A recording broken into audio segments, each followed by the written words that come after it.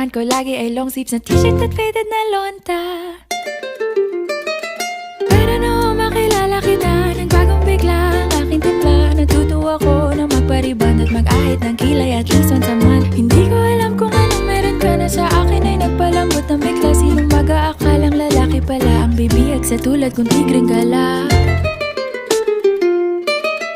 Kahit ako'y titibo-tibo, puso ko ay titibok-tibok pa rin sa'yo. Isang halik mo lamang at ako ay tinatablan, at ang aking pagkababae ay nabubuhayan na para bang bulaklak na namumukadkad.